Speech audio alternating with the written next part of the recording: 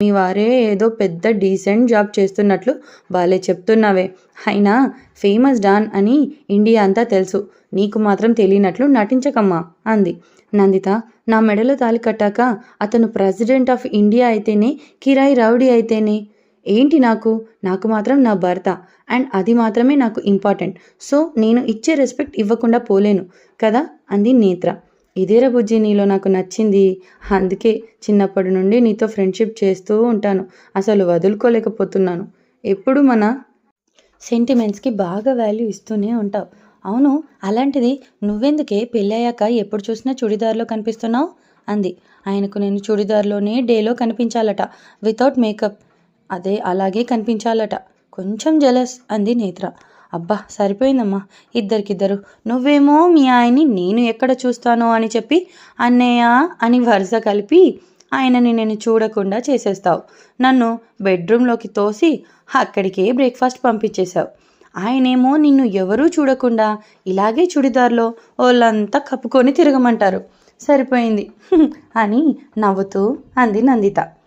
అలా వాళ్ళ మాటలే అయిపోగానే నందిత హెల్ప్ తీసుకొని నేత్ర రానా సూట్స్ అన్నీ సెట్ చేసి పెట్టేసింది.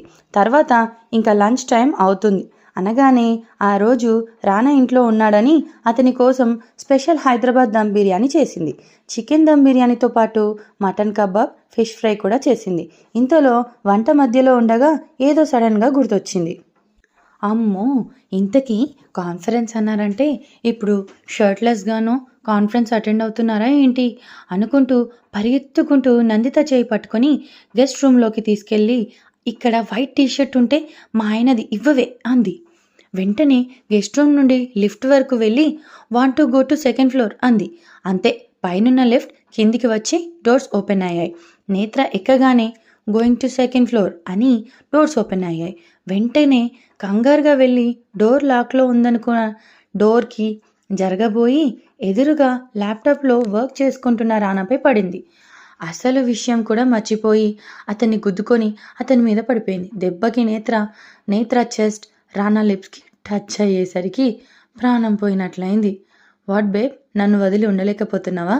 ఇప్పుడే కదా కాఫీ ఇచ్చి వెళ్ళావు, మళ్ళీ ఎందుకు వచ్చావు అంటూ అడిగాడు రానా. అది కాదు, మీకు కాన్ఫరెన్స్ ఉందన్నారు కదా, మీరు ఎక్కడ షర్ట్లెస్గా అటెండ్ అవుతారో అని అంది తడబాటుతో అతని నుండి వేరవుతూ. అలా నేత్ర అతని కోసం జెలస్ చూపిస్తుంటే అతనికి ఇంకా నచ్చేస్తుంది. నీకేంటి ప్రాబ్లం అన్నాడు. నాకేం ప్రాబ్లం లేదు, బ్రహ్మి గారికి ప్రాబ్లం. అంతా మళ్ళీ ఆయన అక్కడ చుట్టూ పడతారని మీకు హెల్ప్